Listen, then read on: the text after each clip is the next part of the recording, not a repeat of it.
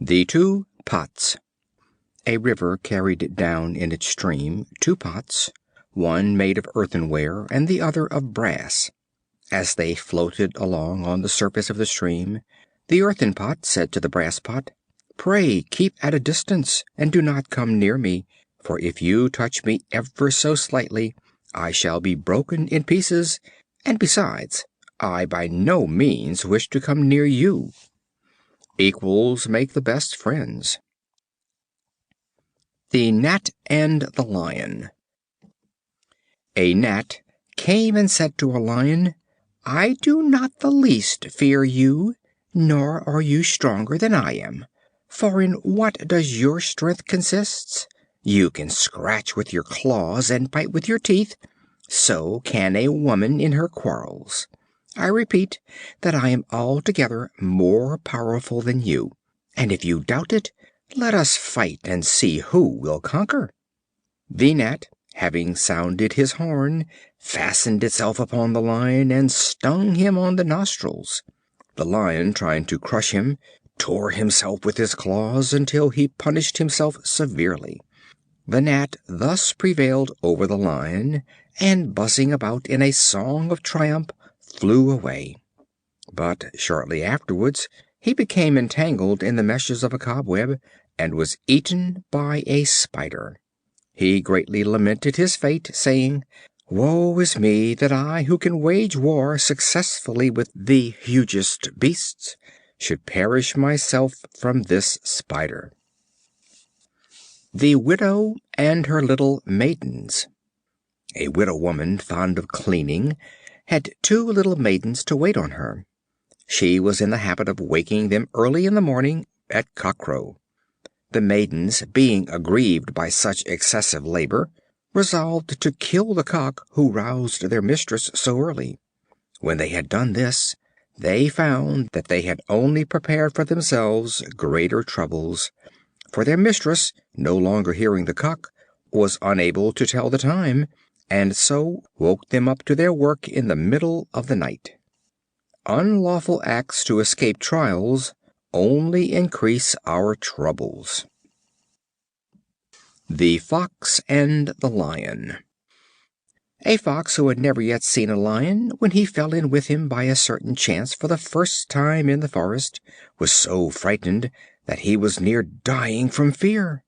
On his meeting with him for the second time, he was still much alarmed, but not to the same extent as at first. On seeing him the third time, he was so increased in boldness that he went up to him and commenced a familiar conversation with him. Acquaintance softens prejudices. The Town Mouse and the Country Mouse. A Country Mouse invited a Town Mouse, an intimate friend, to pay him a visit and partake of his country fare. As they were on the bare plough-lands, eating their wheat stalks and roots pulled up from the hedgerow, the Town Mouse said to his friend, "You live here the life of the ants, while in my house is the horn of plenty. I am surrounded with every luxury, and if you will come with me, as I much wish you would, you shall have an ample share of my dainties." The Country Mouse was easily persuaded, and returned to town with his friend. On his arrival, the Town Mouse placed before him bread, barley, beans, dried figs, honey, raisins, and, last of all, brought a dainty piece of cheese from a basket. The Country Mouse, being much delighted at the sight of such good cheer, expressed his satisfaction in warm terms, and lamented his own hard fate. Just as they were beginning to eat, some one opened the door, and they both ran off squeaking as fast as they could to a hole so narrow that two could only find room in it by squeezing. They had scarcely again begun their repast when some one else entered to take something out of a cupboard, on which the two mice, more frightened than before, ran away and hid themselves. At last the Country Mouse, almost famished, thus addressed his friend: "Although you have prepared for me so dainty a feast, I must leave you to enjoy it by yourself. It is surrounded by too many dangers to please me. Better a little in safety than an abundance surrounded by danger. The Monkey and the Dolphin. A sailor bound on a long voyage took with him a monkey to amuse him while on shipboard.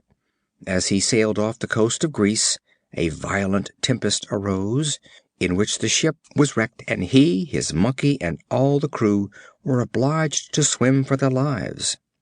A Dolphin saw the monkey contending with the waves, and supposing him to be a man, whom he is always said to befriend, came and placed himself under him, to convey him on his back in safety to the shore.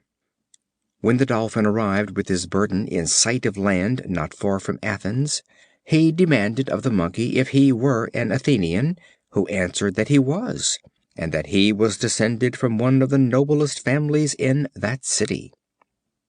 The Dolphin then inquired if he knew Piraeus, the famous harbor of Athens. The monkey, supposing that a man was meant, and being obliged to support his previous lie, answered that he knew him very well, and that he was an intimate friend, who would no doubt be very glad to see him. The Dolphin, indignant at these falsehoods, dipped the monkey under the water and drowned him. He who once begins to tell falsehoods is obliged to tell others to make them appear true, and sooner or later they will get him into trouble. The Gamecocks and the Partridge. A man had 2 gamecocks in his poultry yard. One day, by chance, he fell in with a tame partridge for sale. He purchased it and brought it home, that it might be reared with his gamecocks. On its being put into the poultry yard, they struck at it and followed it about, so that the partridge was grievously troubled in mind, and supposed that he was thus badly treated because he was a stranger. Not long afterwards he saw the cocks fighting together, and not separating before one had well beaten the other. He then said to himself, "I shall no longer distress myself at being struck at by these gamecocks, when I see that they cannot even refrain from quarreling with each other." Strangers should avoid those who quarrel among themselves. The Boy and the Nettle. A boy was stung by a nettle. He ran home and told his mother, saying, "Although it pains me so much, I did but touch it ever so gently." "That was just it," said his mother, "which caused it to sting you. The next time you touch a nettle, grasp it boldly, and it will be soft as silk to your hand, and not in the least hurt you. Whatever you do, do with all your might." The Trumpeter taken prisoner. A trumpeter, bravely leading on the soldiers, was captured by the enemy. He cried out to his captors, "Pray spare me, and do not take my life without cause or without injury. I have not slain a single man of your troop. I have no arms, and carry nothing but this one brass trumpet." "That is the very reason for which you should be put to death," they said. "For while you do not fight yourself, your loud trumpet stirs up all the other soldiers to battle." He who incites strife is as guilty as they who strive. The Fatal Marriage. The Lion, touched with gratitude by the noble procedure of a mouse, and resolving not to be outdone in generosity by any wild beast whatsoever, desired his little deliverer to name his own terms, for that he might depend upon his complying with any proposal he should make. The Mouse, fired with ambition at this gracious offer, did not so much consider what was proper for him to ask, as what was in the powers of his prince to grant, and so demanded his princely daughter, the young Lioness, in marriage. The Lion consented, but when he would have given the royal virgin into his possession, she, like a giddy thing as she was, not minding how she walked, by chance set her paw upon her spouse, who was coming to meet her, and crushed him to pieces. Beware of unequal matches. Alliances prompted by ambition often prove fatal. The Ass and the Charger. As an Ass congratulated a Horse on being so ungrudgingly and carefully provided for, while he himself had scarcely enough to eat, nor even that without hard work. But when war broke out, the heavy armed soldier mounted the Horse and rushed into the very midst of the enemy, and the Horse, being wounded, fell dead on the battlefield. Then the Ass, seeing all these things, changed his mind, and commiserated the Horse, saying, "How much more fortunate am I than a Charger! I can remain at home in safety, while he is exposed to all the perils of war." Be not hasty to envy the condition of others. The Vain Jackdaw. Jupiter determined, it is said, to create a sovereign over the birds, and made a proclamation that on a certain day they should all present themselves before him, when he would choose the most beautiful among them to be king. The Jackdaw, knowing his own ugliness, searched through the woods and fields, and collected the feathers which had fallen from the wings of his companions, and stuck them to all parts of his body. When the appointed day arrived, and the birds had assembled before Jupiter, the Jackdaw also made his appearance in his many feathered finery.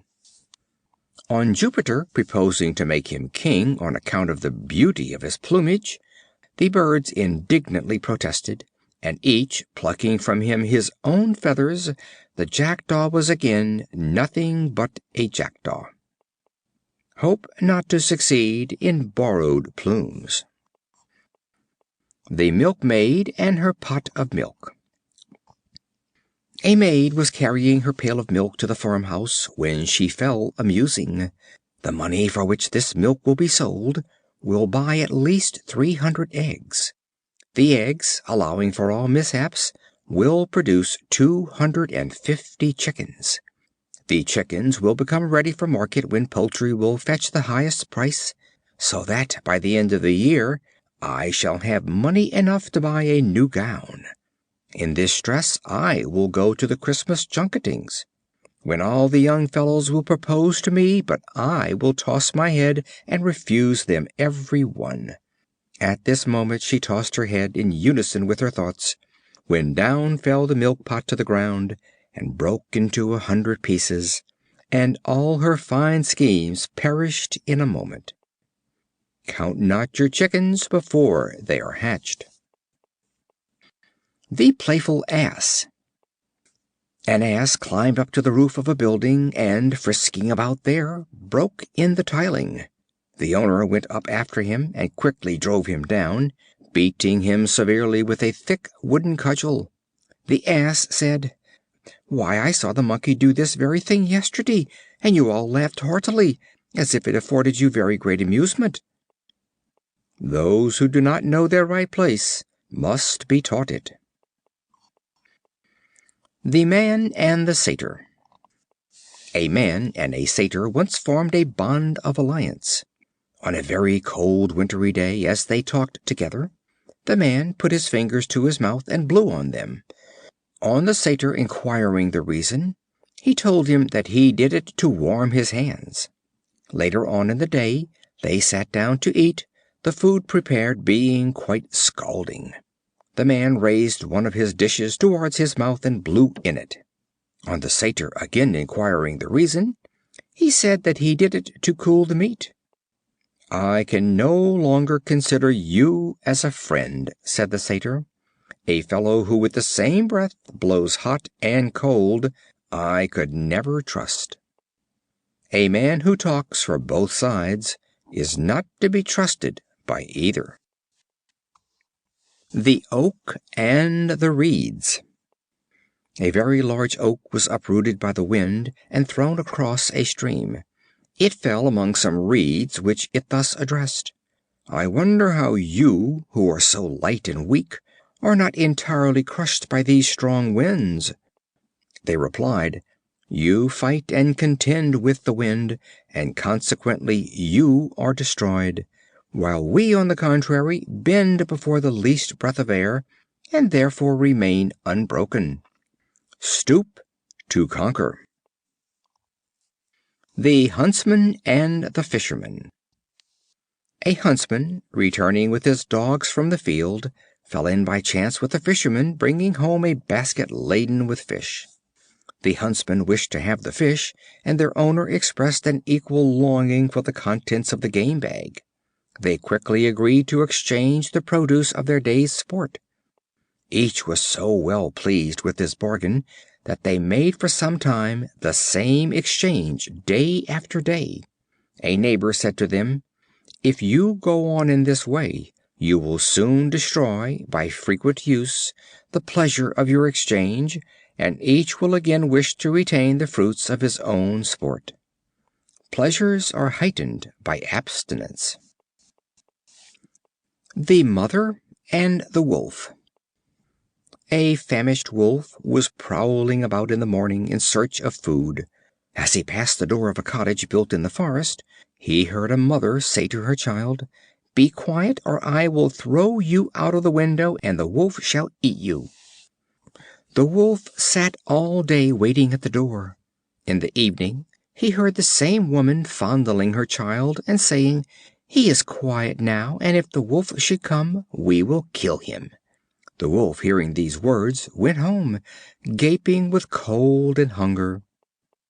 Be not in haste to believe what is said in anger or thoughtlessness. The Shepherd and the Wolf. A shepherd once found a young wolf and brought it up, and after a while taught it to steal lambs from the neighboring flocks. The Wolf, having shown himself an apt pupil, said to the shepherd, "Since you have taught me to steal, you must keep a sharp lookout, or you will lose some of your own flock." The vices we teach may be practiced against us. The Dove and the Crow. A Dove, shut up in a cage, was boasting of the large number of the young ones which she had hatched. A Crow, hearing her, said, "My good friend, cease from this unreasonable boasting. The larger the number of your family, the greater your cause of sorrow in seeing them shut up in this prison house. To enjoy our blessings, we must have freedom." End of Section 2.